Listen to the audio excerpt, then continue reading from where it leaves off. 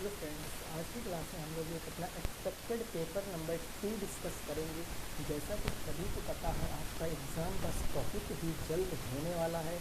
तो आज की क्लास में हम टोटल 18 क्वेश्चन डिस्कस करेंगे और जिस प्रकार से आपका प्रश्न पत्र आता है बिल्कुल उसी प्रकार से हमने क्वेश्चनों को सेट किया है। यानी पहले 5 क्वेश्चन आपके अति लघु उत्तरी यानी बहुविकल्पी होंगे, उसके बाद अति लघु उत्तरी, देन फिर आगे आपके क्वेश्चन जो सॉल्व करने वाले होते हैं लैंग्वेज वाले, वो सारे क्वेश्चनों को मैंने लिया है। तो बिल्कुल पेपर जैसा पेपर है अंत तक देखना। अगर आपने इस क्वेश्चन के लगभग सारे क्वेश्चन कर लिए तो आप ये बिल्कुल निश्चिंत रहना कि आपकी तैयारी एक अच्छी लेवल पर है और आप लगभग सारे क्वेश्चन बना पाओगे जो एग्ज़ाम में आएंगे। तो वीडियो को आप एक बार अपने मित्रों के संग शेयर कर दीजिए। शुरुआत करेंगे, हमने बहुविकल्पी क्वेश्चन यहाँ पर लिख रखे हैं, उसके बाद 1 बाय 1 क्वेश्चन हम लोग लिखते जाएंगे और सॉल्व करते जाएंगे। फर्स्ट क्वेश्चन कह रहा है कि प्रथम 10 संख्याओं का माध्य ज्ञात कीजिए। प्रथम 10 प्राकृतिक संख्याओं का माध्य ज्ञात करना है। यहाँ प्राकृतिक छूट गया है तो आप प्राकृतिक लिख लो। प्रथम 10 प्राकृतिक संख्याओं का माध्य आपको बताना है, क्या हो जाएगा माध्य। अब आप एक बात बताओ, अगर मैं फर्स्ट नंबर क्वेश्चन की बात करूं तो आपको पता है प्राकृतिक संख्याएं वे संख्याएं होती हैं जो 1 से स्टार्ट होती हैं और अनंत तक जाती हैं। तो कहने का मतलब प्रथम 10 प्राकृतिक संख्याएं कौन सी हो जाएंगी, यानी 1 2 3 4 5 6 7 8 9 और 10, यही 10 प्राकृतिक संख्याएं हो जाएंगी ना। कि माध्य बराबर होता क्या है भाई, माध्य बराबर होता है कुल जितनी संख्याएं हो ना उनका आपको योग करना पड़ता है और बटे क्या करना पड़ता है, जितनी भी संख्याएं हैं उनसे आपको भाग करना पड़ता है। तो अगर मैं यहाँ पर योग करता हूँ तो आपको पता है 10 9 19 19 1 20 22 8 30 7 37 3 40 4 44 50 5 55, यानी टोटल सम 55 आ गया।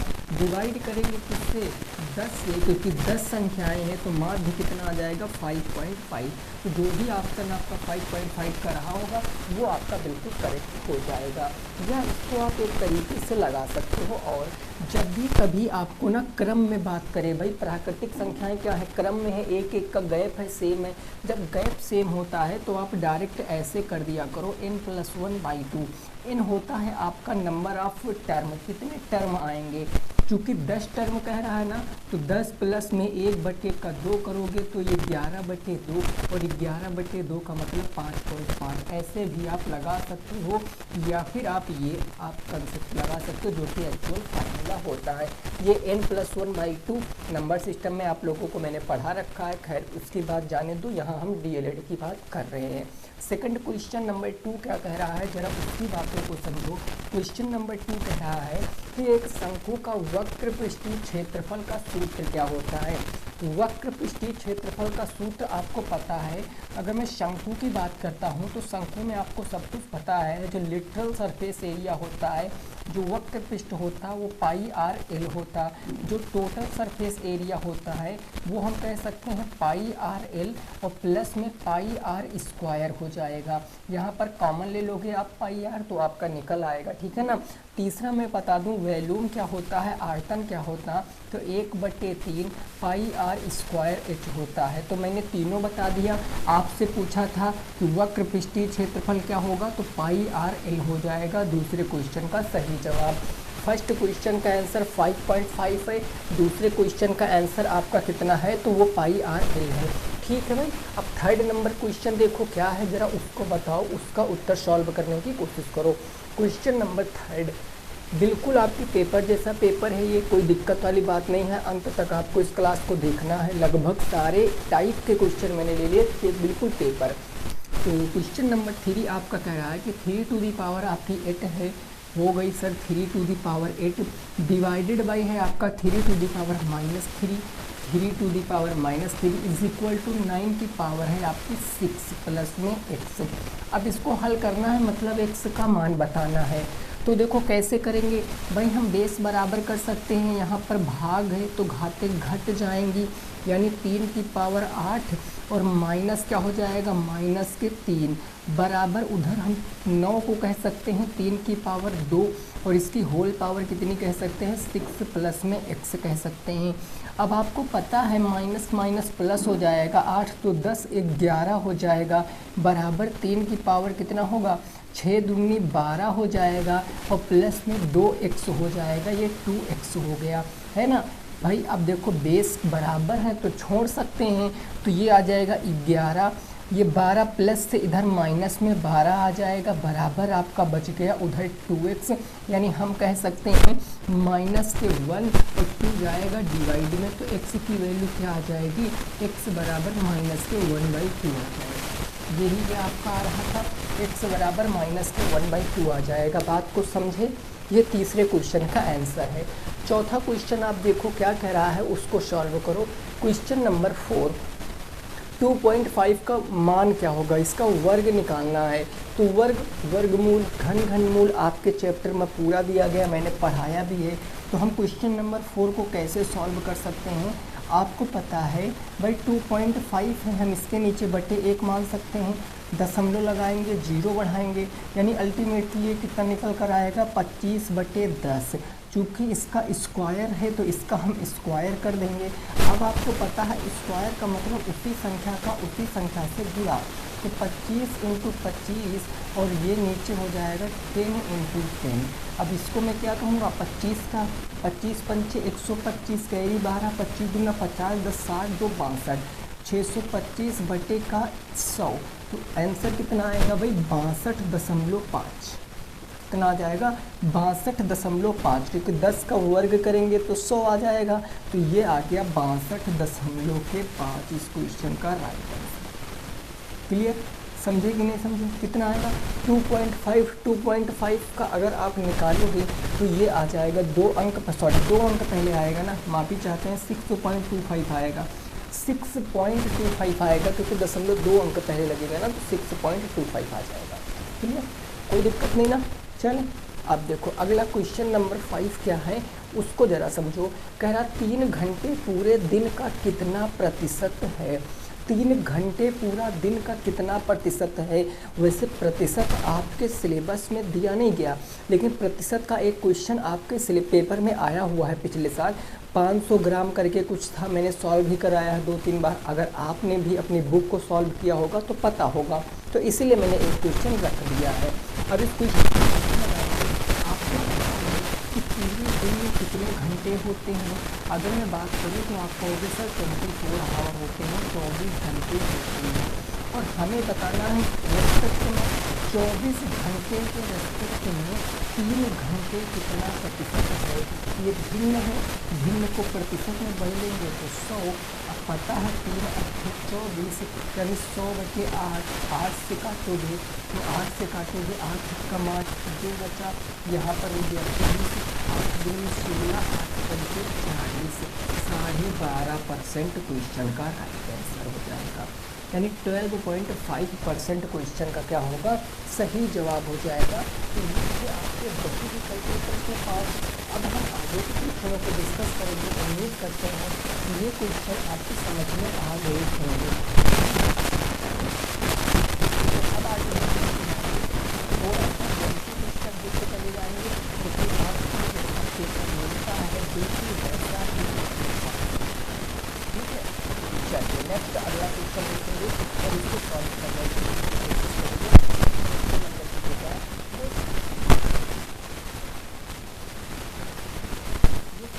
14 सेंटीमीटर व्यास वाले 14 सेंटीमीटर व्यास वाले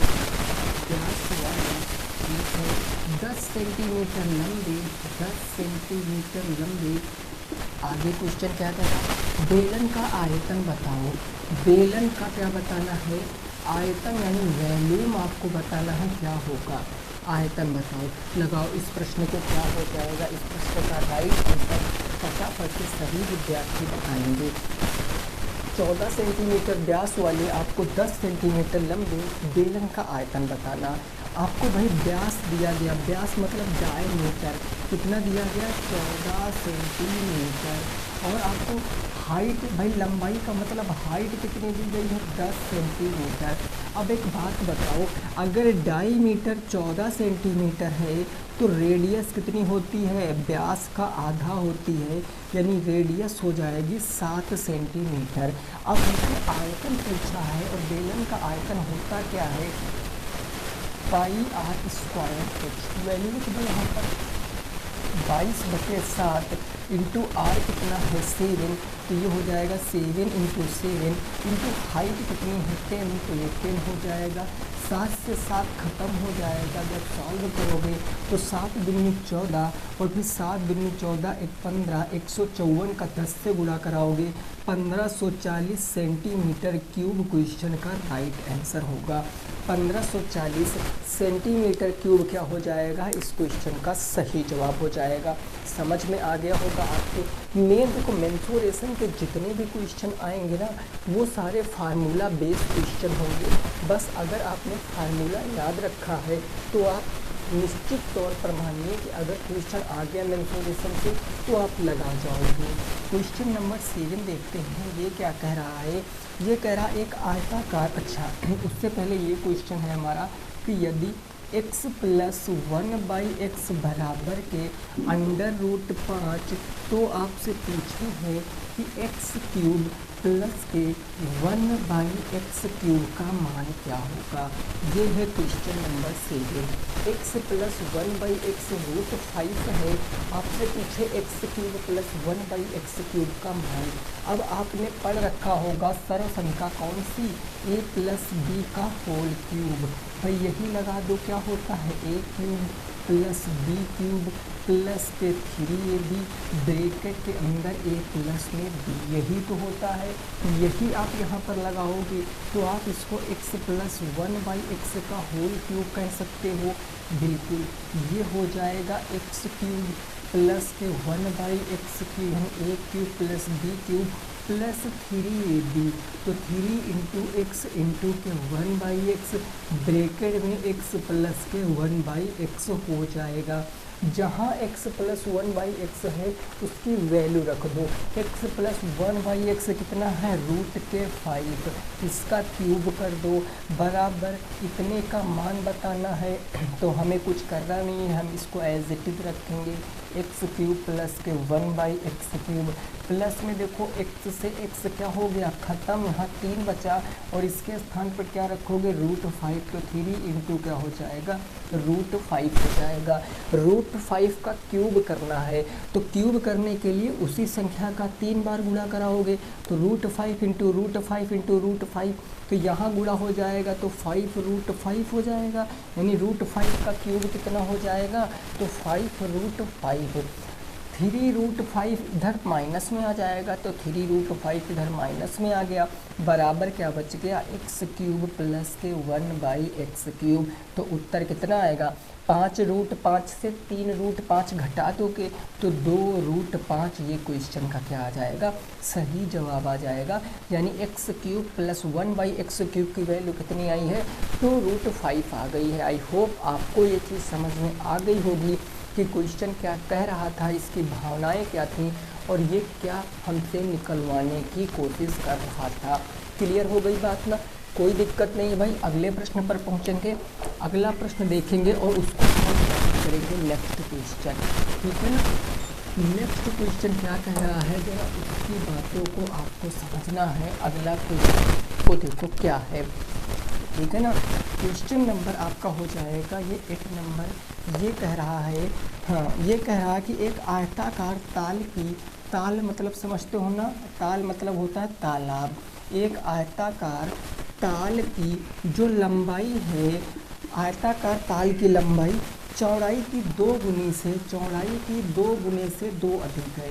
2 गुने से क्या है मेरे भाई, 2 अधिक है, 2 गुने से 2 अधिक है। ठीक है, आगे क्वेश्चन कह रहा है कि यदि परिमाप, आपको पेरीमीटर दिया गया है कि यदि परिमाप कितना दिया गया है, तो वो दिया गया 154 मीटर, 154 मीटर हो। तो बस क्वेश्चन आपसे ये जानना चाह रहा कि लंबाई और चौड़ाई क्या होगी, लंबाई और चौड़ाई क्या होगी। थोड़ा सा ना बैकग्राउंड की वॉइस आपको आ रही होगी, क्योंकि और भी लोग यहाँ पर रहते हैं ना, तो थोड़ा सा आप लोगों ने क्या करना, फोकस कर लेना है पढ़ाई पर। बाकी चीज़ चाहे जो आवाज़ आए उस पर आप ध्यान मत देना। तो एक आयताकार ताल की लंबाई जो है चौड़ाई, एल से मैंने क्या रिप्रेजेंट किया है, लेंथ मतलब लंबाई, बी से ब्रेथ यानी चौड़ाई। तो एल से लंबाई समझना, बी से चौड़ाई समझना। लंबाई चौड़ाई के 2 गुने से 2 अधिक है, यदि पेरीमीटर 154 मीटर है तो आपको बताना है लंबाई क्या होगी और चौड़ाई क्या होगी। अब इस क्वेश्चन को हम कैसे लगा सकते हैं, आप जरा हमें बताने की कोशिश करो। हमने आपको कितनी बार बताया कि मैथ में हम उस चीज़ को मानते हैं जिसके विषय में हमें कोई जानकारी नहीं होती है। आप इस क्वेश्चन में पूरा देखो, आपको किस विषय में जानकारी नहीं है, आपको लंबाई में कुछ नहीं पता है कि चौड़ाई में कुछ नहीं पता। तो अगर मैं आपसे लिख दूं कि हमें मानना तो है ही, हम किसको मानेंगे, हम भाई लंबाई को मानेंगे कि हम चौड़ाई को मानेंगे, ज़रा आप हमें बताओ किसको मानेंगे। तो आप कहोगे सर लंबाई तो चौड़ाई की 2 गुने से 2 अधिक होगी। लंबाई के विषय में हमें एक स्टेटमेंट दिया गया है कि लंबाई more than 2 metre of breadth, यानी चौड़ाई से 2 मीटर अधिक होगी, वो भी 2 गुने से। तो यानी कहने का मतलब हम चौड़ाई को अगर x मीटर मान लेते हैं तो लंबाई इसके 2 गुने से 2 मीटर क्या हो जाएगी, अधिक हो जाएगी। ये हमारी लंबाई हो गई, क्योंकि चौड़ाई भाई देखो x माना तो लंबाई क्या होगी, इसके 2 गुने से 2 अधिक, तो 2 गुने से 2 अधिक हमें परिमाप दिया गया। अब आप एक बात हमें बता दीजिए कि आयत का परिमाप होता क्या है। नॉर्मल सी बात मैंने आपसे पूछा है, आप कहोगे आयत का परिमाप होता है सर 2 लंबाई धन चौड़ाई, और यही किसके बराबर दिया गया है, पेरीमीटर 154 154 के। हमने कहा ठीक है जी, वैल्यू रखो तो 2, लंबाई कितनी है आपकी, तो 2x प्लस में 2 मीटर और प्लस में चौड़ाई कितनी हो गई, x मीटर, बराबर कितना आ गया, 154 आ गया। फर्दर आप इसको सॉल्व करोगे तो 2x और x मिलकर क्या हो जाएगा, 3x/2 और बराबर कितना हो जाएगा, 154 मीटर हो जाएगा। जब आप इसको आगे सॉल्व करोगे तो भाई 3 का 2 तो 6x हो जाएगा, होगा ना, और प्लस में 2 दूनी कितना हो जाएगा, 4, बराबर कितना है, 154 है। x की वैल्यू निकालेंगे तो ये 4 जाएगा उधर माइनस करेगा, यानी 6x बराबर क्या हमारा 154 माइनस 4 बचेगा। आप कहोगे जी बिल्कुल, तो x बराबर क्या बचेगा भाई, 150 और 6 आ गया बट्टे में, सॉल्व करेंगे 6 दूनी 12 हो गया, 6 दूनी 12, 3 बचा, 6 पंचे कितना हो गया, 30 हो गया। x बराबर कितना आ गया, 25 आ गया। अब एक बात बताओ, 25 हमने क्या माना था भाई, 25 x बराबर 25 आया, तो x हमने माना क्या था, x हमने माना था चौड़ाई, यानी चौड़ाई कितनी निकल कर आ गई, तो 25 मीटर हमारी चौड़ाई आ गई। एक पता चल गया, लंबाई क्या होगी, 25 दूना 50, 50 में 2 जोड़ोगे तो 52 मीटर क्या हो जाएगी, चौड़ाई। और यही क्वेश्चन आपसे पूछने की कोशिश कर रहा था, लंबाई हो गई 25, चौड़ाई हो गई 25 मीटर और लंबाई कितनी हो गई, 52 मीटर। ठीक है, समझे कि नहीं समझे। बस क्वेश्चन की ना लैंग्वेज अगर आप समझ गए तो क्वेश्चन आप लगा लोगे, कैसा भी प्रश्न पत्र आए, और ऐसे कई सारे क्वेश्चन आएंगे अभी आगे क्वेश्चनों में, तो आपको समझना तो पड़ेगा। ठीक है ना मेरे भाई, क्लियर। क्वेश्चन नंबर 9 तक पहुँचते हैं। प्रश्न संख्या 9 क्या कह रही है उसको समझने की कोशिश करते हैं। क्वेश्चन नंबर 9, ठीक है, यहाँ तक बात आपकी क्लियर बिल्कुल समझ में आ गई होगी, क्या कह रहा हूँ मैं और क्या कैसे हो रहा है, सारी बातें ना। देखिए लास्ट में आपको स्कोर भी बताना है कि आपका कितना स्कोर हुआ है, बात नहीं, तो ऐसे नहीं कि आप देख कर बिना कमेंट किए चले जाओ कि सर हमारा इतना स्कोर हुआ है, नहीं, आपको बताना है। अगला क्वेश्चन कह रहा 3 लगातार पूर्णांकों, जो है 3 लगातार पूर्णांकों का योग आपको दिया गया है। 3 लगातार इंटीजर्स का जो योग है वो कितना दिया गया है, 51 है। है ना, 51 है, तो पूर्णांक ज्ञात करो। आपसे पूर्णांक पूछ रहा है, इंटीजर्स क्या होगा, पूर्णांक बताओ। तो पूर्णांक क्या होंगे, ये आपसे क्वेश्चन जानने की कोशिश कर रहा है। सबसे पहले एक बात समझो, चाहे पूर्णांक हो, चाहे नेचुरल नंबर हो, चाहे होल मतलब चाहे प्राकृतिक संख्या हो, चाहे पूर्ण संख्या हो, चाहे पूर्णांक हो, अगर वो सीक्वेंस में है, अगर वो लगातार है, तो उनके बीच जो गैप होगा ना वो 1 का होगा। कैसे, ज़रा आप मेरी बातों को समझने का प्रयास करना। भाई अगर मैं आपसे कह देता हूँ कि यहाँ पर 1 है, 2 है, 3 है, ये सारी पूर्णांक भी हैं, ये सारी प्राकृतिक संख्याएं, लेकिन ये पूर्ण संख्याएं नहीं है क्योंकि 0 नहीं लगा, तो इनके बीच में देखो एक का गैप है, मतलब ये लगातार हैं। तो जब लगातार हैं तो हम सबसे पहले मानेंगे कि पहला पूर्णांक हम मान सकते हैं। भाई पहला पूर्णांक हमने मान लिया कि कितना होगा सर, हमने x माना। अगर पहला x माना तो आप खुद स्वयं बताओ कि दूसरा पूर्णांक क्या होगा, 1 ज़्यादा यानी x प्लस के 1 हो जाएगा। और तीसरा पूर्णांक अगर मैं आपसे पूछूं कि तीसरा पूर्णांक क्या होगा, तो आप कहोगे सर इसमें 1 ज़्यादा यानी x प्लस के 2, भाई +1 + 1 + 2 बना देगा। अब इन तीनों का योग दिया है तो अकॉर्डिंग टू क्वेश्चन हम लोग चलेंगे, मतलब इनका योग तो x प्लस में 1 प्लस में x प्लस में 2 और बराबर कितना दिया है, 51 दिया है। यहाँ से हम x की वैल्यू निकाल लेंगे, 1 2 3 ये हो गया 3x और प्लस में कितना हो गया 3 बराबर के 51, 3 जाएगा माइनस करेगा तो x की वैल्यू क्या आ जाएगी, 51 में से 3 जाएगा तो 48 49 50 51 यानी कि 48 बच जाएगा। और ये 3 आपका बट्टे में आ जाएगा, 3 से काटोगे 3 1 कम 3 6 बचा, 3 छंग 18, ये यानी पहला पूर्णांक कितना आ गया 16। भाई x की वैल्यू कितनी आ गई 16, पहला पूर्णांक 16, दूसरा 16 में 1 जोड़ोगे तो 17 और तीसरा 16 में आप 2 जोड़ोगे तो 18। अब इन तीनों का सम करो तो 51 आएगा। देखो 7 6 13, 13 7 20 1 21 हासिल 2, 1 2 3 3 2 5 करेक्ट है आंसर हमारा। ऐसे आप चेक भी कर सकते हो, ठीक है ना। कितना आ गया आंसर, पहला पूर्णांक 16, दूसरा पूर्णांक 17, तीसरा पूर्णांक आपसे 18। कल को क्वेश्चन में ऐसे भी कह सकता है कि पहले और तीसरे पूर्णांक का अंतर कितना है। भाई यहाँ पूर्णांक जहाँ पूछे हैं इसमें आगे अगर और स्टेटमेंट ऐड कर देगा कि पहले और तीसरे पूर्णांक का अंतर कितने का है, तो अंतर आप यहाँ से निकालोगे। पहले तीसरे पूर्णांक का गुणनफल कितना है तो गुणनफल करके बता दोगे। कुछ भी पूछे, अगर पूर्णांक पता है तो कुछ भी पूछे, तो इसलिए आपको ऐसे क्वेश्चन को समझना पड़ेगा। तो क्वेश्चन नंबर 9 आपकी समझ में आ गया ना। अगला देखेंगे क्वेश्चन नंबर 10 क्या कह रहा है उसको समझेंगे, क्वेश्चन नंबर 10 को। यहाँ तक बात बिल्कुल क्लियर है ना दोस्त। वीडियो को आप एक बार अपने दोस्तों के संग जरूर शेयर किए, मतलब वीडियो को आपको शेयर करना ही करना है, ठीक बात ना। तो क्वेश्चन नंबर 10 क्या कह रहा है इस बात को समझिए। ये कह रहा कि यदि tan a बराबर √3, तो आपसे पूछे क्या है मेरे भाई, cos c और sin a का मान। तो आपसे पूछे है cos c and sin a का मान क्या होगा, sin a का मान क्या होगा, ये आपसे पूछे है। ज़रा बताओ फटाफट क्या आएगा उत्तर, जल्दी से बताओ क्या आएगा उत्तर। यदि tan a बराबर √3 तो cos c और sin a का मान क्या होगा, ये आपसे बताना है। अब एक बात बताओ, हमें पता है कि sin थीटा बराबर लंब बटे कर्ण होता, cos थीटा बराबर आधार बटे कर्ण होता, लेकिन tan में कहीं कर्ण नहीं आता। मीन्स हमको क्या करना पड़ेगा, हमको यहाँ पर तीसरी साइड ज्ञात करनी पड़ेगी। तो कैसे हम ज्ञात करेंगे, तो समझो ज़रा इस क्वेश्चन को। हम कह सकते हैं कि tan a बराबर जो √3 है इसके नीचे बटे 1 मान सकते हैं। आप कहोगे सर बिल्कुल मान सकते हैं। तो ये एक्चुअल में होता क्या है भाई, लाल बटे कक्का यानी लंब बटे आधार। भाई ये लंब हो गया √3, आधार हो गया 1। तो हम यहाँ से एक अपना राइट एंगल ट्रायंगल बनाएंगे, समकोण त्रिभुज। हम इसका नाम दे देते हैं A, B और C, जहाँ पर हमारा B क्या है 90 डिग्री का एंगल। तो ये कर्णभुजा हो जाएगी। हमें एंगल A दिया गया है, इस एंगल की बात किया।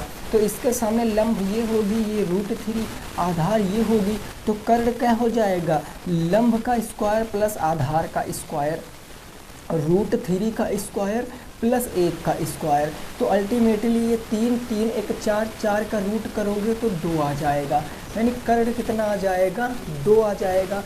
अब कर्ण अगर 2 आ गया है तो आपसे पूछे सबसे पहले कॉस सी की वैल्यू, कॉस थीटा कैसे, ये सब आप देखोगे तो इस लाल बटे कक्का से। कॉस कहाँ आता है, आधार बटे कर्ण, तो ये हो गया आधार बटे कर्ण। याद रखना, एंगल को जरूर याद रखना, एंगल आपको सी की बात कर रहा है, इस वाले एंगल की, तो इस वाले एंगल के हिसाब से आपका ये लंब होगा, आधार क्या होगा, √3, तो ये हो जाएगा √3, और बाई ये नीचे कितना हो जाएगा 2, तो कॉस सी का मान कितना आ गया, √3/2। फिर आपसे कहे साइन ए का मान, साइन ए क्या होगा, साइन थीटा होता है लंब बटे कर्ण, भाई यहाँ से भी देख सकते हो, है ना, लंब भाई एंगल ए है, ए के हिसाब से लंब कितना है √3, कर्ण कितना है 2, तो ये भी कितना हो जाएगा √3/2, क्वेश्चन का सही जवाब है। आगे कुछ भी पूछ ले, आपसे कॉट भी पूछ सकता है, सेक कॉसेक भी पूछ सकता है, उससे घबराना नहीं है, आप यहाँ से सारी चीज़ बता सकते हो, क्योंकि आपको तीनों साइड पता चल गई। जब तीनों साइड तो कोई भी रेशियो पूछे हम बता सकते हैं, ठीक बात ना। आइए नेक्स्ट देखेंगे क्वेश्चन नंबर 11 को क्या कह रहा है उसको समझेंगे। प्रश्न संख्या 11, बात ये आपकी समझ में आई है कि नहीं आई है मेरे भाई, आप बताओ, क्लियर है बिल्कुल, है ना। चलिए नेक्स्ट देखते हैं क्वेश्चन नंबर हमारा अगला क्या कह रहा है, 11 नंबर, उसको ज़रा समझिए। ये क्वेश्चन कह रहा है आपसे 256 में 256 में 256 में किस संख्या से गुणा करें, किस संख्या से गुणा करें, 256 में किस संख्या से गुणा करें कि प्राप्त संख्या पूर्ण घन बन जाए, कि प्राप्त संख्या क्या बन जाए भाई, पूर्ण घन बन जाए। पूर्ण घन का मतलब परफेक्ट क्यूब बन जाए, पूर्ण घन बन जाए, ये आपको बताना है। इस क्वेश्चन को लगाओ, इस क्वेश्चन को लगाओ, बताओ क्या आएगा इस प्रश्न का राइट आंसर। फटाफट से सभी दोस्त बताएंगे इस प्रश्न का सही जवाब क्या आएगा, जल्दी से हाँ भाई जल्दी से। 256 में किस संख्या से गुणा करें कि प्राप्त संख्या पूर्ण घन बन जाए। तो कुछ मत करो, 256 का फैक्टराइजेशन कर लो भाई, इसके फैक्टर कर लो। तो 256 के अगर मैं फैक्टर करता हूँ तो आप देखो भाई लास्ट में सम संख्या है, मतलब 2 से हम काटते हुए जा सकते हैं। जब 2 से काटेंगे 2 1 कम 2, 2 दूनी 4, 2 अट्ठे 16, फिर 2 से काटेंगे 2 छंग 12 हो गया, 2 चौके 8 हो गया, फिर 2 से काटेंगे 2 तियाँ 6, 2 दूनी 4 32, फिर 2 से काटेंगे 2 1 कम 2 छंग 12, 2 से काटेंगे 2 अट्ठे 16, 2 से 4 बार में, 2 से 2 बार में और 2 से 1 बार में, ये कट गया ना। तो ये बेसिकली हमें घन बताना है, हमें पूर्ण घन बताना। घन में 3 3 के त्रिक बनते हैं ना, आओ बनाओ 3 3 के त्रिक। पहला ये बन गया, दूसरा ये बन गया, एक बच्चा भाई, पहला 1 2 3 4 5 6 7 8, मतलब कि 3 3 के त्रिक 2 बन गए। अगर 1 2 और होता तो यही त्रिक बन जाता, मतलब इसी 2 की कमी है, तो वह संख्या क्या हो जाएगी, वह संख्या 2 हो जाएगी। 2 से गुणा करेंगे तो 256 दुगना कितना होता है 512, जो कि 8 का क्यूब बन जाएगा, ठीक है ना, कोई दिक्कत नहीं, वह संख्या 2 हो जाएगी। क्लियर मेरे भाई। आगे पहुंचते हैं नेक्स्ट क्वेश्चन, क्वेश्चन नंबर 12 क्या है जरा उसको समझेंगे। प्रश्न संख्या नंबर 12, यहाँ तक बात आपकी समझ में आ गई होगी ऐसा मैं उम्मीद करता हूँ, ठीक है भाई। क्वेश्चन नंबर 12 क्या है ज़रा उस बात को समझिए। क्वेश्चन नंबर 12, ये क्वेश्चन कह रहा है, अच्छा क्यूब रूट ऑफ कितना है भाई 46 656 का मान बताओ। इसका मान आपको बताना है, इसकी वैल्यू क्या होगी वो आपको बताना है। Cube root of 46,656। देखो क्यूब रूट का मतलब ही क्या होता है, उस संख्या का घनमूल निकालना है, और घनमूल निकालने के लिए हम फैक्टराइजेशन करते हैं, यानी कि क्या, गुणनखंड करते हैं। तो ये संख्या का हम गुणनखंड करेंगे, यानी 46,656 के हम गुणनखंड करेंगे। आओ साथ में करते हैं, 2 से काटेंगे, 2 दूना 4, 2 तिया 6, 2 तिया 6, 2 दूना 4, 2 अट्ठे 16। फिर 2 से काटेंगे, 2 से एक बार, और 2 एकम 2, 2 छंग 12, एक बचा, 2 छंग 12, 2 चौके 8 हो गया। फिर 2 से काटेंगे, 2 पंचे 10, एक बचा 16, 2 अट्ठी 16, 2 तिया 6, और 2 दूनी 4, 58 32।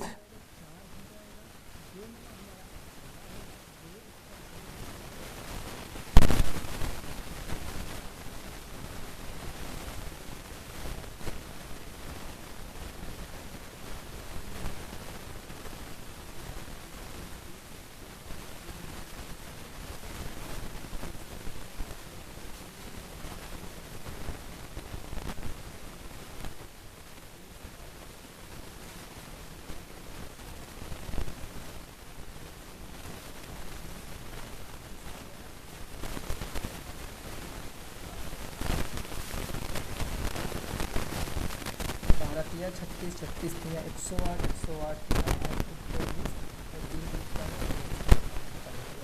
3 से काटेंगे, 3 से तो कितना हो जाएगा, 12 हो जाएगा।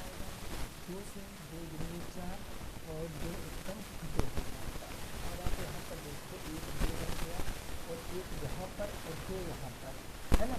तो देखो 1 3 का पेयर ये, 2 का पेयर ये कंप्लीट हो गया, 3 का 3, 1 2 ये और ये 2 मिलकर 3 2 यानी 1 ये ले लेंगे, और 3 कितना लेंगे, 1 ये 3 ले लेंगे, और 1 ये 3, 2 बार हमें 3 लेना पड़ेगा। आप देख सकते हो, 2 2 4 3 12 36 कितना होगा, 36 मीटर का बिल्कुल सही जवाब होगा। आप नोट कर सकते हो, 36 बिल्कुल करेक्ट जवाब हो जाएगा। ठीक है ना, कितना हो जाएगा, 36 बिल्कुल राइट आंसर हो जाएगा। क्लियर हो गया क्वेश्चन नंबर 12, कोई दिक्कत है ना। चलिए अगला क्वेश्चन देखेंगे, क्वेश्चन नंबर 13 क्या कह रहा है, तो यहाँ समझेंगे क्वेश्चन नंबर 13। ठीक है भाई, कोई दिक्कत परेशानी नहीं किसी भी व्यक्ति को। क्वेश्चन नंबर 13 देखो क्या कह रहा है, इसको जरा समझेंगे। क्वेश्चन नंबर 13 ये कह रहा है, एक संलंब का क्षेत्रफल, संलंब का क्षेत्रफल, जो संलंब है उसका क्षेत्रफल दिया गया है कितना, 34 सेंटीमीटर स्क्वायर। आगे क्वेश्चन करना है, जब ऊंचाई 4 सेंटीमीटर, यदि ऊंचाई है वो 4 सेंटीमीटर एवं समांतर भुजाओं में से, समांतर भुजाओं में से एक भुजा में से जो एक भुजा है वो आपको दी गई है कितना, वो दी गई है एक भुजा कितनी भाई, तो 10 सेंटीमीटर, 10 सेंटीमीटर। तो पूछे है दूसरी भुजा क्या होगी, दूसरी भुजा क्या होगी, ये आपसे क्वेश्चन में जानने की कोशिश कर रहा है। दूसरी साइड क्या होगी, एक समलंब का क्षेत्रफल आपको दिया गया है, हाइट आपको दे दी गई है, समांतर भुजाओं में से एक भुजा आपको दे दी गई है, आपसे पूछे है दूसरी भुजा क्या होगी।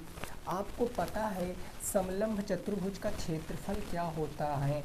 भाई अगर मैं बात करूं, मैंने ये चैप्टर पूरा आपको पढ़ाया है, क्लास पढ़ी है, अगर आपने नहीं देखा है तो देख लीजिए।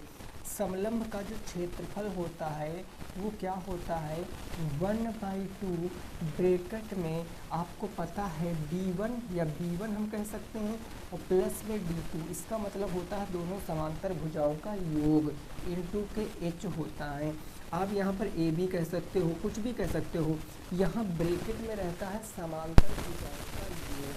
और यहाँ पर देखिए क्षेत्रफल आपको दिया गया है 34, आपने 34 रखा, 1/2 समांतर भुजाओं में से एक 10 है, तो दूसरी हमने माना x रही होगी, इंटू हाइट कितनी है 4, तो ये हाइट हो गई 4। अब क्या करेंगे, अब हम देखो 2 से इसको काट सकते हैं 2 बार में, 2 से इसको काट सकते हैं 17 बार में। तो ये आपको पता है 17 बराबर क्या बचा, 10 प्लस में x, 10 आएगा माइनस हो जाएगा तो x बराबर कितना आ जाएगा 7 आ जाएगा। x बराबर 7 यानी दूसरी साइड कितनी थी 7 सेंटीमीटर थी। अब अगर आप क्षेत्रफल देखना चाह रहे हो तो क्षेत्रफल आप यहाँ से आसानी से बता सकते हो भाई। अगर उत्तर की जांच करोगे तो 1/2 और 10 और 7 कितना हो जाएगा 17 इंटू के ऊंचाई 4 हो जाएगा। 2 से काटोगे 2 बार 17 दूना 34, मतलब जो आंसर आया है हमारी दूसरी भुजा जो है 7 सेंटीमीटर, वो बिल्कुल करेक्ट है। ठीक बात ना, समझ गए हो भाई, कोई दिक्कत नहीं है यहाँ तक, क्लियर बात। आगे पहुँचते हैं क्वेश्चन नंबर 14। प्रश्न संख्या 14 क्या कह रहा है उसको भी जरा समझेंगे और उसको लगाने की कोशिश करेंगे। क्वेश्चन नंबर 14 को देखो, ये क्वेश्चन कुछ इस प्रकार से है। ये क्वेश्चन का क्या है उसको जरा ये क्वेश्चन का एक चतुर्भुज साइक्लिक कोऑर्डिनेटर है, एक चतुर्भुज ABCD का पेरिस जो पेरिस है ये क्या है O है, जो सेंट्रॉइड है वो है। आगे कहा गया जो AB साइड है किसके बराबर है BC के, और आपको दिया गया है एंगल BAC इक्वल टू आपसे पूछने वाली the value of angle AOC, आपसे एंगल AOC का मान पूछेंगे क्या हो जाएगा। ये क्वेश्चन साइक्लिक कोऑर्डिनेटर का क्वेश्चन है, चतुर्भुज का। आपके सिलेबस में पूरा चैप्टर है, पूरा चैप्टर मैंने पढ़ाया भी है, नहीं देखा तो प्ले लिस्ट में जाइए, आप वहाँ से इस चैप्टर को देख लीजिए। ये क्वेश्चन आप कैसे लगाओगे, इसमें फिगर भी दिया गया है और लगभग आपके क्वेश्चनों में क्या होता था फिगर भी दे देते थे। तो अब इस क्वेश्चन के लिए हमें फिगर ड्रा करना पड़ेगा, तो हम एक अपना फिगर बनाते हैं। भाई चक्रीय चतुर्भुज क्या होता है, ऐसा चतुर्भुज जिसके जो चारों जो आपके क्या होते हैं, चारों जो शीर्ष होते, जो चारों पॉइंट होते वो सरकमफेरम पर स्थित होते हैं। सरकमफेरम किसकी, तो सर्किल की।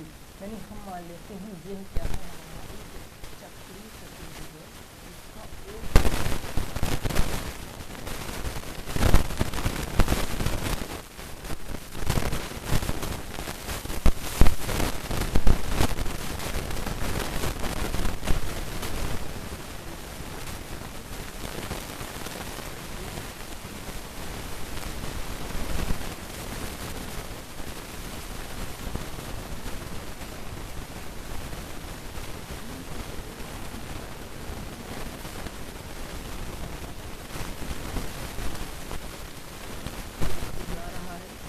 BAC कितना है 35 डिग्री है।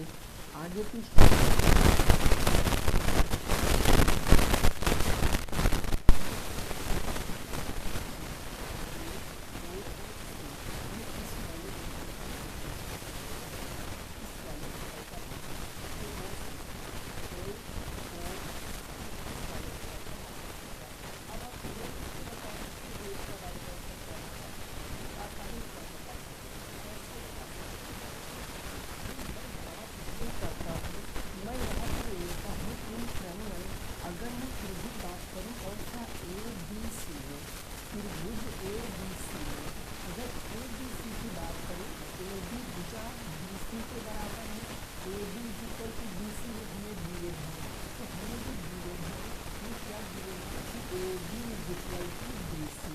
अगर AB भुजा BC के बराबर है तो ये क्या हो गया, ये आपका समद्विबाहु त्रिभुज हो गया। ये भुजा अगर इस भुजा के बराबर है तो ये कोण इस कोण के बराबर होगा। क्यों होगा, संगत कोण करस्पोंडिंग एंगल। हम कह सकते हैं कि एंगल जो आपका BAC है ये बराबर होगा किस एंगल के, ये बराबर होगा एंगल ACB के। तो किस एंगल के बराबर, BCA के हम कह सकते हैं BCA के बराबर, और दोनों का मान कितना हो जाएगा 35 डिग्री हो जाएगा। यानी ये एंगल भी कितना आ जाएगा 35 डिग्री आ जाएगा, समझे। अब ये पूरा त्रिभुज देखो, त्रिभुज के तीनों कोणों का योग कितना होता है 180 अंश होता है। यानी हम कहेंगे एंगल A प्लस में एंगल B प्लस में angle C equal to 180 degree होगा। तीनों एंगलों का सम, ये 35 तो ये कितना बचा, 110 बचा। यानी हमें पता है एंगल ए 35 है, एंगल बी हमें निकालना है, एंगल सी भी 35 है और ये 180 है। 35 70 जाएगा, माइनस हो जाएगा तो एंगल बी कितना आ जाएगा, 180 डिग्री माइनस 70 डिग्री यानी 110 अंश आएगा। कितना अंश आएगा, 110 अंश। अब ये एंगल आपको पता है कितने अंश का हो गया, ये एंगल हो गया आपका 110 अंश का। कितने अंश का, 110 अंश का हो गया। अब आप देखो चतुर्भुज, कौन सा चतुर्भुज, पूरा। अब आप देखो चतुर्भुज कौन सा देखोगे, ABCD चतुर्भुज ABCD में मैं कहूँ एंगल D प्लस में एंगल B, इनका सम क्या 180 डिग्री होगा, भाई बिल्कुल होगा। चतुर्भुज के आमने सामने के कोणों का सम 180 डिग्री होता है, तो हम यहाँ से एंगल D की वैल्यू निकालेंगे। Angle D plus angle B है 110 डिग्री, तो ये आ जाएगा 180 डिग्री। यानी हम कह सकते हैं एंगल D कितना होगा, 180 डिग्री माइनस में 110, यानी एंगल D कितना आएगा, 17 डिग्री। एंगल D आ गया 70 डिग्री, यानी ये जो एंगल आ गया ये कितना आ गया, 70 डिग्री आ गया। कितना आ गया भाई, 70 डिग्री। अब आपको पता है, अब आपको क्या पता है, मैंने पढ़ा रखा कि ये सर्कल है कोई, अगर सर्कल से ये सेंटर है, जो भी उसी चाप से जो भी एंगल यहाँ बनेगा उसका डबल कहाँ बनता है, सेंटर पर बनता है। तो आप देखो इस चाप से जो एंगल यहाँ बन रहा है वही चाप से एंगल यहाँ भी बन रहा, मतलब एंगल AOC 2 टाइम्स आप होगा एंगल D के। बस आप बता सकते हो, यहाँ आप लिख सकते हो, क्या लिख सकते हो कि एंगल कौन सा AOC हमसे पूछे है ना, तो आप लिखोगे angle AOC is equal to 2 times of angle D। तो आप यहाँ पर एंगल AOC निकालो फटाक से, 2 टाइम्स ऑफ एंगल D कितना है, 17 डिग्री, 70 डिग्री। तो आंसर कितना आ जाएगा, 140 डिग्री जिनका आ रहा था वो बिल्कुल करेक्ट है। 140 डिग्री जिनका भी आ रहा था वो अपने स्थान पर क्या है, बिल्कुल सही है। 140 क्वेश्चन का सही जवाब हो जाएगा, नोट कर सकते हो। ठीक है भाई, क्लियर बात हो गई, कोई दिक्कत नहीं। आइए आगे पहुँचते हैं नेक्स्ट क्वेश्चन पे, क्या कह रहा उसको भी समझेंगे। क्वेश्चन नंबर कौन सा हो जाएगा, तो हो जाएगा क्वेश्चन नंबर 15। क्लियर, कोई परेशानी नहीं है, स्क्रीनशॉट ले लीजिए। नहीं समझ में आया है तो कमेंट कर देना, मैं इसको फिर से नेक्स्ट क्लास में समझा दूँगा। बस आप थोड़ा सा लॉजिक पकड़िए। यहाँ पर 3 कंसेप्ट लगे हैं। एक तो ट्रायंगल का लगा है कि ट्रायंगल अगर समद्वि बाहु है तो जो दो भुजाएं बराबर हैं उनसे लगे दोनों कोण क्या हो जाएंगे, बराबर हो जाएंगे। दूसरा, ट्रायंगल के तीनों कोणों का सम 180 डिग्री होता है। तीसरा, आपको पता है सर्किल वाला जो मैंने वो बताया है ना। तो अगला हम क्वेश्चन नंबर 15 देखते हैं। ये क्या है ज़रा उसको समझते हैं। ये कह रहा है कि 4 की पावर 2 प्लस में है आपके 4 इंटू है आपका 5 की पावर 0 और डिवाइडेड बाई कितना है 5। इसका मान आपको बताना है, इसका मान क्या होगा, जल्दी से बताओ इसका मान क्या होगा। ये आसान क्वेश्चन है, ये आसान क्वेश्चन है, इसका मान आप बता दीजिए। कैसे बताओगे, 4 की पावर 2 का मतलब होता है 16 प्लस 4 हो गया इंटू किसी भी संख्या की पावर 0, उसका मतलब क्या होता है 1 होता है, और भागे कितना हो गया 5 हो गया। बोर्ड मास का नाम प्रयोग कर लो भाई। सबसे पहले भाग सॉल्व करोगे तो 16 प्लस 4 गुणे 1 और बटे क्या हो जाएगा 5 हो जाएगा, कोई दिक्कत नहीं। 4 1 कम 4, तो 16 प्लस में 4 बटे कितना हो जाएगा 5 हो जाएगा।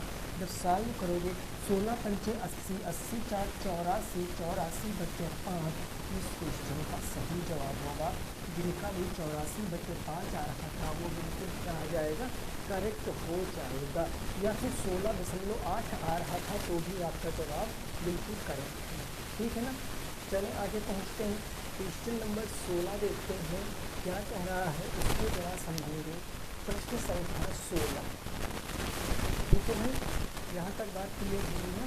चलिए क्वेश्चन नंबर 16 क्या है इस बात को समझते हैं। ये क्वेश्चन करा 3.5 सेंटीमीटर वाले 3.5 सेंटीमीटर वाले, ठीक है, 21 सेंटीमीटर लंबे शंकु का आयतन क्या होगा। शंकु का आयतन मीन्स वॉल्यूम क्या होगा, ये आपसे पूछे हैं। आयतन क्या हो जाएगा। रेडियस है 3.5 सेंटीमीटर रेडियस वाले है ना, यहाँ त्रिज्या 3.5 सेंटीमीटर त्रिज्या वाले 21 सेंटीमीटर लंबे शंकु का आयतन क्या होगा। ये आसान है क्वेश्चन, सब कुछ आपको दे रखा है भाई। आपको रेडियस गिवन है कितना है 3.5 सेंटीमीटर, आपको हाइट भी गिवन है 21 सेंटीमीटर। बस आप वॉल्यूम लगा दो, formula 1/3 pi R square H, यही तो होता है। तो ये आप कहोगे 1/3 पाई आर का मान होता है 22/7।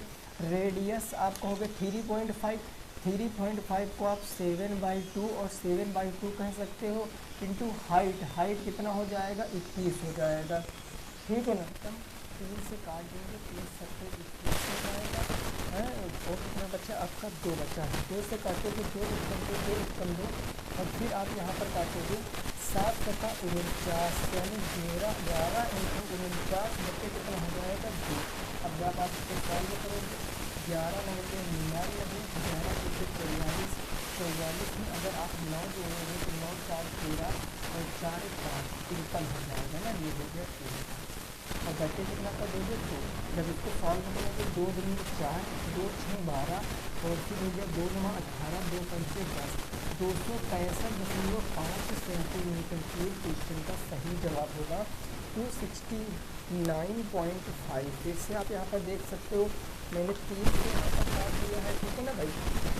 मैंने 3 से काट दिया 7 बार में, ये 7 से 7 काट दिया, 2 से काट दिया 11 बार में, तो 11 7 हो गया 77, या 7 से का 49 इंटू 11, 11 9 99 के 9 कैरी 9 आया, 11 3 44, 44 में 9 जोड़ा 53, तो 539/2, 2 दूनी 4 हो गया, एक बच्चा यहाँ 13 हो गया, 2 6 12, एक बच्चा 19 हो गया, 2 9 18, एक बच्चा दशमलव लगा के 0 बढ़ाएंगे, 2 25 10, यानी उत्तर कितना आएगा 269.5 सेंटीमीटर क्यूब।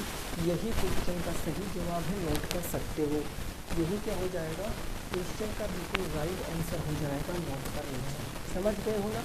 अगला पर पहुँचते हैं, सेकंड लास्ट क्वेश्चन यानी 17 नंबर क्वेश्चन, और उसको समझने की कोशिश करते हैं क्या कह रहा है क्वेश्चन, उसकी भी ज़रा बातों को समझते हैं, ठीक है ना। क्वेश्चन नंबर 17, क्वेश्चन नंबर 17 देखो क्या है, ज़रा इसको समझो। अगला क्वेश्चन, ये क्वेश्चन आपसे कह रहा है, ये क्वेश्चन कह रहा है, अच्छा ये बढ़िया क्वेश्चन है भाई, ज़रा इसको सॉल्व करने की कोशिश करना। दो संख्याओं का रेशियो आपसे दिया गया, दो संख्याओं का जो आपको अनुपात दिया गया है वो 4:7 का दिया गया, 4:7। क्वेश्चन कहा गया कि यदि अंतर 9 हो तो क्वेश्चन आपसे पूछे हैं संख्याओं का गुणनफल क्या होगा। तो संख्याओं का गुणनफल क्या होगा, प्रोडक्ट क्या होगा संख्याओं का, ये आपसे पूछे हैं गुणनफल। बताओ क्या होगा, जल्दी से बताओ गुणनफल क्या हो जाएगा। दो संख्याओं का रेशियो दिया गया 4:7, फिर यदि अंतर 9 है तो संख्याओं का गुणनफल आपसे पूछे हैं। इस क्वेश्चन को बताओ। देखो दो संख्याएं हैं, रेशियो दिया गया, मैंने माना पहली संख्या भाई फर्स्ट नंबर 4x कह दिया, सेकंड नंबर हमने क्या कह दिया 7x। मैंने बताया था जब भी कभी अनुपात दिया रहेगा तो उसी में एक चर राशि जोड़ दो। भाई इनका मैं अंतर आपसे पूछूं कितने का है तो आप कितना बताओगे, 4x 7x, यानी अंतर 3x का है। बिल्कुल सही बात है। तो 3x ही की वैल्यू कितनी दे रखा है 9, x की वैल्यू निकालोगे 3 3 कितना हो जाएगा 9, x बराबर 3 आ गया। आपसे पूछे हैं उनका गुणनफल पूछे हैं, तो यानी कि 4x बराबर रखोगे यहाँ 4 × 3 करोगे तो ये 12, पहली संख्या 12, दूसरी 7x है, तो 7 इंटू 3 करोगे तो 7 3 21। इनका गुणनफल पूछे हैं, गुणनफल कराओ। 12 1 कम 12, 12 के 2 हासिल 1 आ गया, 12 दिन में 24, 24 में 1 जोड़ोगे 25, 252 इस क्वेश्चन का राइट आंसर है। 252 क्या हो जाएगा, इस क्वेश्चन का सही जवाब हो जाएगा, 252 करेक्ट जवाब होगा। ठीक है ना, क्लियर बात हो गई। चलिए नेक्स्ट अगला लास्ट क्वेश्चन देखेंगे, और आज की क्लास का सबसे टफ क्वेश्चन हमारा ही होगा 18 नंबर क्वेश्चन। ठीक है ना, तो इसको ज़रा समझने की कोशिश करना, कैसे इस क्वेश्चन को लगाओगे, थोड़ा सा पेशेंस रख के आपको इस क्वेश्चन को सॉल्व करना है। क्वेश्चन नंबर 18 ये कह रहा है कि क्या परिमाप 80 सेंटीमीटर, क्वेश्चन है क्या परिमाप 80 सेंटीमीटर, ठीक है, तथा क्षेत्रफल कितना है 400 मीटर स्क्वायर। अच्छा 400 मीटर, यहाँ 80 मीटर कर लेना। 400 मीटर स्क्वायर के पार्क को बनाना संभव है, कि पार्क को बनाना संभव है, यानी आपको यहाँ पर दो चीज़ें दी गई और आपसे पूछा है कि पार्क को बनाना संभव है, यदि हाँ तो आप लंबाई और चौड़ाई बताओ। यदि हाँ तो आपको पूछें लेंथ ऑफ ब्रेथ क्या होगी, ये आपको बताना है। जल्दी से बताओ इस क्वेश्चन का राइट आंसर, फटाफट तरीके से आपको इस क्वेश्चन का जवाब बताना है, क्या हो जाएगा इस क्वेश्चन का सही जवाब। ठीक है ना भाई, क्वेश्चन है क्या परिमाप 80 मीटर तथा क्षेत्रफल 400 मीटर स्क्वायर के पार्क को बनाना संभव है, यदि हाँ तो लंबाई और चौड़ाई को बताना है। कैसे बताओगे, तो क्वेश्चन आसान है, हम इसको लगा सकते हैं। देखो कैसे, सबसे पहले मैं बात कर लूँ भाई लंबाई और चौड़ाई। आप एक बात बताओ, अगर मैं यहाँ से कह दूँ कोई एक साइड, मैं मान लेता हूँ कि जो चौड़ाई लंबाई है हमारी x है, अगर लंबाई हमने x मीटर मान लिया तो चौड़ाई क्या होगी भाई, चौड़ाई भी हमें पता होना चाहिए। कैसे पता करेंगे, एक दिमाग लगाओ। परिमाप आपको दिया है, परिमाप होता क्या है, 2 लंबाई धन चौड़ाई होता है, और बराबर ये क्या है 80 के है। तो मैं कह सकता हूँ कि लंबाई और चौड़ाई का जो योग होगा क्या वो 40 के बराबर नहीं होगा भाई, लंबाई चौड़ाई का योग 40 होना चाहिए कि नहीं होना चाहिए। तो एक को मैंने अगर लंबाई को x मान लिया तो चौड़ाई क्या 40 माइनस के x मीटर नहीं होगी, आप स्वयं से बताओ होगी कि नहीं होगी, होगी ना। अब बस इतना अगर समझ गए हो तो बस क्वेश्चन आपका लग गया है। आपको क्षेत्रफल दिया गया, और क्षेत्रफल होता क्या है, क्षेत्रफल क्या होता है, लंबाई गुणे चौड़ाई होता है। कहोगे जी लंबाई कितनी है x, गुणा कराना है 40 माइनस x से, और ये किसके बराबर होगा, क्षेत्रफल दिया गया 400 के बराबर होगा। सॉल्व कर लीजिए, x का 40 से गुणा कराओगे तो 40x, x का x से गुणा कराओगे माइनस x स्क्वायर बराबर कितना हो जाएगा 400। इन सबको उस तरफ भेज दो, तो उस तरफ भेजोगे तो हम इसको ऐसे भी तो लिख सकते हैं, x स्क्वायर माइनस से जाएगा प्लस में, 40 प्लस में जाएगा तो माइनस में 40x, और 400 उधर पहले से ही था तो प्लस के 400 बराबर कितना बच गया, 0 बच गया। अब ये आपका क्या बन गया, द्विघात समीकरण बन गया। यहाँ से आप x की वैल्यू निकाल सकते हो। कैसे निकालोगे, तो आप यहाँ पर देखो ये x स्क्वायर हो जाएगा, हम इसको माइनस में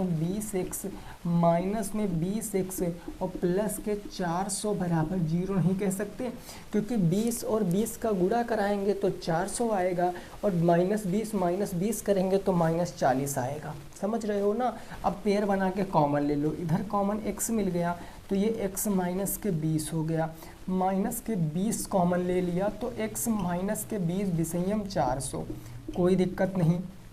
दोनों में हमें क्या कॉमन मिल रहा, x माइनस 20 और x माइनस के 20 बराबर 0। तो बताओ x की वैल्यू कंडीशन में कितनी आ रही, 20। दोनों कंडीशन में x की वैल्यू कितनी आ रही है, 20 आ रही है। एक बात याद रखना, अगर एक वैल्यू निगेटिव आ रही है, ऋणात्मक, तो ऋणात्मक को नहीं लेना है, क्योंकि जो परिमाप होगा, जो भी लंबाई चौड़ाई का आयत होगा, उसकी साइड कभी भी ऋणात्मक नहीं हो सकती है। तो आप हमेशा, अगर ऋणात्मक आ भी जाएगा यहाँ, अगर क्वेश्चन में कल को आ गया, तो आप ऋणात्मक को नहीं लोगे, आप हमेशा धनात्मक को लोगे। अब x बराबर आपको पता है 20 आ गया, और x आपने माना क्या था, लंबाई माना था भाई, लंबाई माना था। तो आप आसानी से उत्तर दे सकते हो कि लंबाई कितनी आ गई, वो भी आ गई है 20 मीटर, और चौड़ाई कितनी आ जाएगी, 40 माइनस 20 करोगे तो वो भी 20 मीटर आ जाएगी। ये क्वेश्चन का सही जवाब है। लंबाई भी 20 मीटर आ गई, चौड़ाई भी 20 मीटर आ गई। बोलो क्या बात समझ में आई आपकी? तो टोटल मैंने आपको कितने क्वेश्चन कराए, 18 मतलब पूरा प्रश्न पत्र मैंने आपको कराया। अब ईमानदारी से बताना है 18 में से कितने आपके सही आए हैं। जितने 1 2 3 4 8 10 12 13 15 18 जितने भी करेक्ट आए हैं वो आपको कमेंट करके बताना है। और वीडियो को अपने दोस्तों के संग ज़रूर शेयर करना, जो भी आपका मित्र आपके कांटेक्ट में है उस तक आप एक बार इस वीडियो को ज़रूर पहुंचाइए, उसको बताइए प्रैक्टिस धुआंधार तरीके से चल रही है, ठीक है ना। चलिए वीडियो को यहीं पर रोकेंगे, मिलेंगे नेक्स्ट क्लास में। तब तक सभी साथी रखेंगे अपना ख्याल। जय हिंद, जय भारत और वंदे।